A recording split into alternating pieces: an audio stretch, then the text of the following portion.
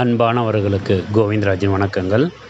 Child development எஜுகேஷனில் expected கொஷின்ஸும் நோட்ஸும் வீக் 1 லெசன் 1 ஏற்கனவே நம்ம போட்டிருந்தோம். இப்போது லெசன் 2 and 3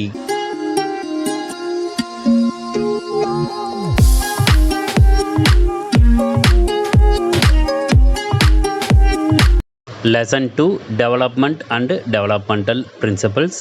இதில் எதிர்பார்க்கக்கூடிய கேள்விகள் மற்றும் நோட்ஸை பார்த்துடலாம்.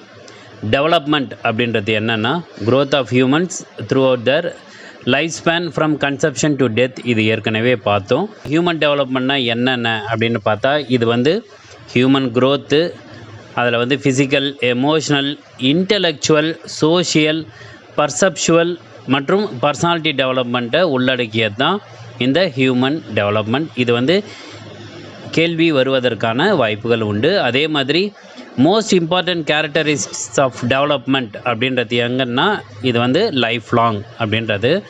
Key developmental domains in life ஸ்பேனில் ஃபஸ்ட்டு ஒன் ஃபிசிக்கல் டொமைன். இது இண்டிவிஜுவலோட ஃபிசிக்கல் சேஞ்சஸை பற்றி சொல்வது. அடுத்தது காக்னிட்டிவ் டொமைன். காக்னிட்டிவ் டொமைன்றது காக்னிட்டிவ் இஷ்யூஸ், அதாவது திங்கிங், டெசிஷன் மேக்கிங், மெமரி, இதை பற்றி பார்க்கறது தான் காக்னிட்டிவ் டொமைன். சோஷியல் டொமைன் அப்படின்றது பாய்ட் அண்ட் பி 2006 சொன்ன changes in variables that are associated with the relationship of an individual to others தான் சோஷியல் டொமைன்னு சொல்கிறாங்க. ஸ்டேஜஸ் ஆஃப் டெவலப்மெண்ட் ஏற்கனவே போன வீடியோவில் பார்த்தோம். அதன்படி ஒவ்வொரு ஸ்டேஜ்லேயும் குழந்தை என்ன செய்யும் அப்படின்றதையும் நம்ம பார்த்துட்டோம். இப்போ இதில் ஒவ்வொரு ஸ்டேஜ்லேயும் என்ன மாதிரி நிகழ்வுகள் நடக்கும் அப்படின்றத நம்ம இங்கே பார்த்துடலாம். இயர்லி சைல்ட்ஹுட் ஸ்டேஜில் குழந்தைங்க புதியதாக ஃபிசிக்கல் ஸ்கில்ஸை அது டெவலப் பண்ணிக்கும். அடுத்தது மிடில் சைல்ட்ஹுட் ஸ்டேஜ், அதாவது 3 வயதுலேருந்து 6 வயது வரை அந்த குழந்தைங்க கோல் ஓரியன்டேஷனை அது குழந்தைங்கள் கற்றுக்கொள்ளும்.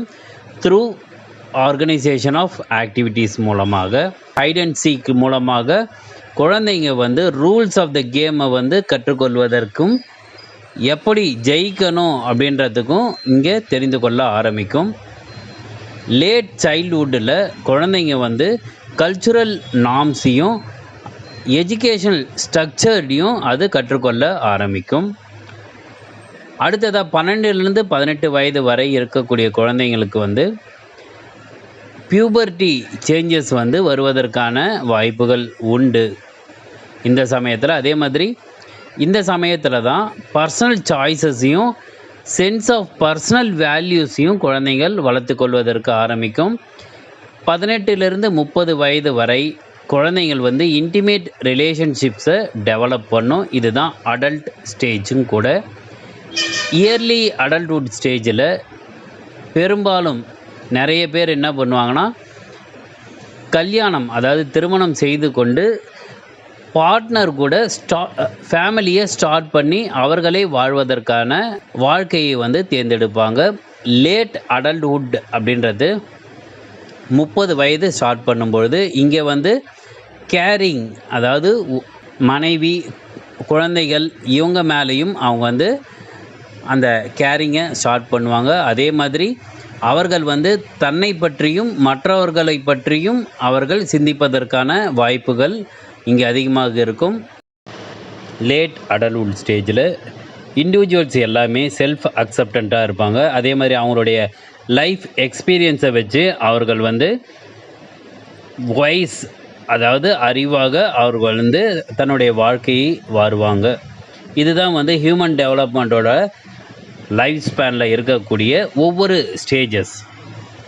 இதில் எந்த கேள்வி முக்கியம், எந்த கேள்வி முக்கியம் இல்லைன்றதை நம்ம சொல்ல முடியாதுன்றதுனால தான் ஒவ்வொரு சமயத்திலையும் ஒவ்வொரு ஸ்டேஜ்லேயும் என்னென்ன மாதிரியான ஆக்டிவிட்டீஸ் அவங்க பண்ணுறாங்கன்றதை தான் இந்த பகுதியில் நம்ம பார்க்குறோம். முந்தைய பகுதியில் நம்ம என்னென்னா ஒவ்வொரு ஸ்டேஜ்லேயும் என்ன வயசு, அந்த வயசில் அவங்க எப்படி இருப்பாங்க அதை மட்டும் பார்த்தோம். இதில் நம்ம அவங்களுடைய ஆக்டிவிட்டீஸ் பேஸ்டு எப்படி டெவலப்மெண்ட் இருக்குதுன்றதை தான் நம்ம பார்த்தோம். ஹெரிடிட்டின்றது traits or behaviour are passed down from one relative to another. இதை தான் என்னென்னா நம்ம ஹெரிடிட்டி சொல்லுவோம். அதாவது இந்த மரபுன்றது ஒருத்தரிடம் இருந்து மற்றவர்களிடம் அவங்களுடைய பிஹேவியர், அவங்களுடைய ட்ரைட்ஸ் வந்து பாஸ் ஆகிறது தான் ஹெரிடிட்டின்னு சொல்கிறோம். இந்த டெவலப்மெண்ட் ஆஃப் வேரியஸ் டொமைன்ஸ் வந்து மல்டி டைரக்ஷனாக இருக்கும் அப்படின்றதையும், பியூபர்ட்டி பற்றி எப்படியா இருந்தாலும் ஒரு கேள்வி வரும். பியூபர்ட்டின்றது rapid morphological body changes including physical growth and hormonal changes as well as myriad psychological and social contextual changes தான் பியூபர்ட்டின்னு சொல்லுவாங்க. இதை வடிவமைத்தவர் வந்து Baltes principle of multi dimensionality and multi directionality, இதிலேருந்து தான் இந்த பியூபர்ட்டி அப்படின்றது வந்தது. அந்த பியூபர்ட்டின்றது நம்ம உடலியல் மாற்றங்கள், அதாவது ஃபிசிக்கல் க்ரோத்லேயும் ஹார்மோனல் சேஞ்சஸ்லேயும் இது இருக்கும். அதே மாதிரி சைக்காலஜிக்கலும் சோஷியல் கான்டெக்சுவல் சேஞ்சஸும் இங்கே வந்து இந்த பியூபர்ட்டி பீரியடில் தான் நடக்கும் அப்படின்றதும் இங்கே தெளிவாக தெரிகிறது. இந்த பிளாஸ்டிசிட்டி அப்படின்றது என்னென்னா, plasticity is used to emphasize that development is highly flexible throughout development தான் இந்த பிளாஸ்டிசிட்டி. இதுவும் கேட்பதற்கான வாய்ப்புகள் உண்டு. நியூரோனல் பிளாஸ்டிசிட்டி அப்படின்றது capacity of brain to adapt new requirements, இதுதான் neuronal plasticity. Brain imaging studies வந்து என்ன சொல்லுதுன்னா, சென்சரி கார்டிசஸ் இந்த brain are reorganized after visual deprivation. இது வந்து லெசன் 2ல், அதாவது டெவலப்மெண்ட் அண்டு டெவலப்மெண்டல் பிரின்சிபல்ஸில் எதிர்பார்க்கக்கூடிய கேள்விகள் மற்றும் நோட்ஸ். வீக் 1ல் lesson 3 the influence of heredity and environment on development. Heredity அப்படின்றது நம்ம ஏற்கனவே பார்த்தோம். பெற்றோர்கள் அல்லது முன்னோர்களிடம் இருந்து அவர்களுடைய பிஹேவியர் அல்லது ட்ரைட்ஸை மற்றவர்களிடம் போகுவது தான் ஹெரிடிட்டின்னு சொன்னோம். இந்த ஹெரிடிட்டி பற்றின படிப்புக்கு பேர் வந்து ஜெனட்டிக்ஸ்.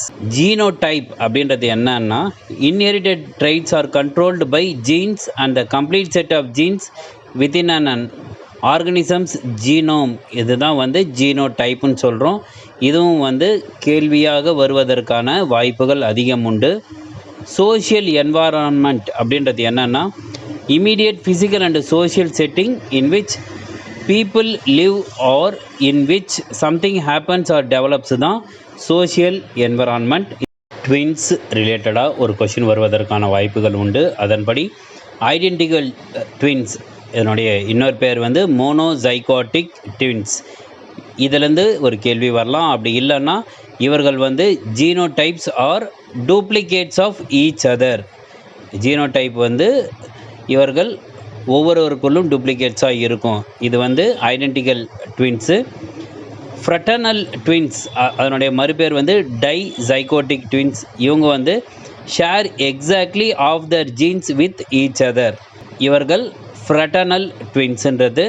அதே மாதிரி heritability of general intelligence in adulthood வந்து பொதுவாக 75லேருந்து 85% வரைக்கும் இந்த ஹெரிடபிலிட்டியில் இருக்கக்கூடிய ஜென்ரல் இன்டெலிஜென்ஸ் வந்து பாஸ் ஆவதற்கான வாய்ப்புகள் உண்டு.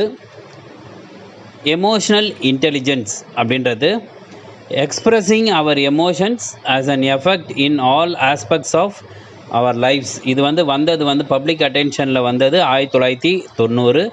அதே மாதிரி எமோஷ்னல் இன்டெலிஜென்ஸுன்றது நம்மளுடைய செல்ஃப் கான்செப்ட்ஸ் வச்சு social skills, creativity and ability to understand our emotions as well as others, இதுதான் வந்து எமோஷ்னல் இன்டெலிஜென்ஸுன்னு சொல்கிறோம். அடுத்தது ஐக்யூ, இக்யூ, இது ரெண்டும் கேட்பதற்கான வாய்ப்புகள் உண்டு. ஐக்யூன்றது நம்ம ஏற்கனவே படிச்சிருக்கோம், இன்டெலிஜென்ட் கோஷன்ட். இது வந்து individual competence to perform in is academic work. இதை வச்சு நம்ம சொல்கிறது தான் இன்டெலிஜென்ட் கோஷன்ட்ன்றது. ஆனால் இக்யூ, அதாவது எமோஷனல் கோஷன்ட்ன்றது individuals ability to get along with other people and handle social situations. அதாவது ஐக்யூன்றது என்னென்னா, ஒருவருடைய அகடமிக் ஒர்க்கில் எந்த அளவுக்கு அவர் பர்ஃபார்ம் பண்ணுறாரு, அவருடைய காம்பிடன்ஸ் இருக்குன்றதை வச்சு கண்டுபிடிக்கிறது இன்டெலிஜென்ஸ் கோஷன்ட், அதாவது ஐக்யூ. ஒருவருடைய பண்புகள், அதாவது சோஷியலில் அவர் எப்படி வந்து ஒரு சுச்சுவேஷனை ஹேண்டில் பண்ணுறாரு, அதே மாதிரி மற்றவர்களிடம் எப்படி பழகுறாருன்றது வந்து ஈக்யூன்னு சொல்கிற emotional quotient. Lesson 3 the influence of heredity and environment and டெவலப்மெண்ட்டில் கடைசி பகுதி. இதில் வந்து காம்பிடன்சிஸை பற்றி நம்ம பார்க்கலாம். அதில் ஒவ்வொன்றாக பார்த்துடலாம். செல்ஃப் அவேர்னஸ் அப்படின்றது ஒருவருடைய internal states, impulses and resources பற்றி தெரிந்து கொள்வது தான் செல்ஃப் அவேர்னஸ். எமோஷனல் அவேர்னஸ் அப்படின்றது ஒருவருடைய எமோஷன்ஸ், அதனுடைய விளைவுகள் பற்றிய ரெக்கக்னேஷன் பண்ணுறது தான் emotional awareness. Accurate self assessment அப்படின்றது ஒருவருடைய ஸ்ட்ரென்த்து, வீக்னஸ், அதாவது ஸ்ட்ரென்த்து, லிமிட்ஸை பற்றி தெரிந்து கொள்வது தான் accurate self assessment. Self confidence அப்படின்றது என்னென்னா ஒருவருடைய செல்ஃப் ஒர்த்தும் கேப்பபிலிட்டிஸும் பற்றிய தெரிந்து கொள்வது தான் செல்ஃப் கான்ஃபிடென்ஸ். எம்பத்தி அப்படின்றது மற்றவர்களுடைய ஃபீலிங்ஸ், நீட்ஸ், கன்சர்ன்ஸை பற்றிய ஒரு விழிப்புணர்வு தெரிந்து கொள்வது தான் எம்பத்தி அப்படின்றது. இதை தான் வந்து லெசன் 3 வீக் 1 இப்போது வீக் 1 குயிஸில் கேட்கப்பட்ட கொஷின்ஸையும் நம்ம பார்த்துடலாம். சென்சரி மோட்டார் பீரியட் அப்படின்றது இட்ஸ் அ பர்த் ஆஃப் அப்படின்னு கொடுத்துருந்தாங்க. Cognitive development theory was introduced by microsystem refers to the dash which is described as pleasure principle. According to Boyd and B, the dash includes changes in variables that are associated with the relationship of an individual to others. Children of age 1 to 3 can be classified as being in 12 to 18 are the ages involved in the identity versus role. According to Dash, assumes that genetic behaviors are encoded into the individual in order to aid in the survival of the organism. Dash is constant and a part of every stage of life. The dash refers to the immediate physical and social setting in which people live or in which something happens or develops.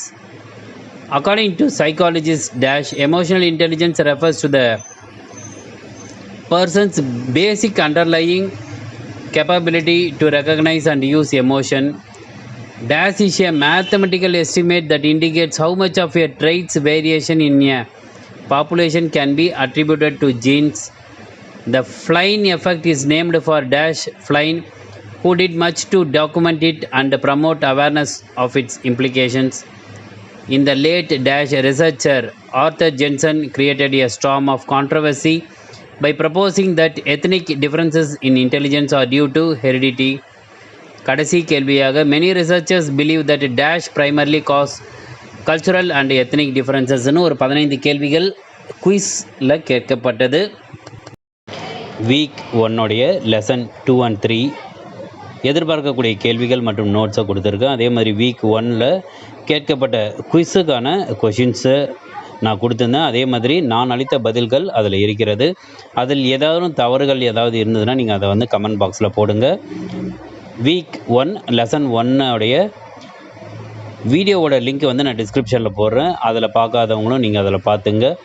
Week 2 எதிர்பார்க்கக்கூடிய கேள்விகள் மற்றும் நோட்ஸை வந்து ஒரே பதிவாக நான் போடுகிறேன்.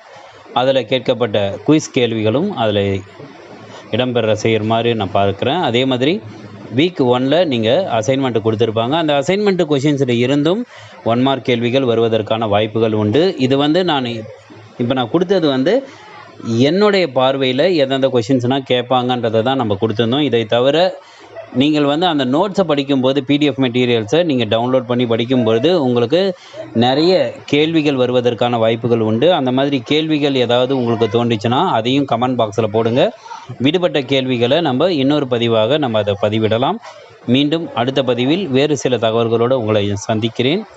வாழ்க வளமுடன். நன்றி.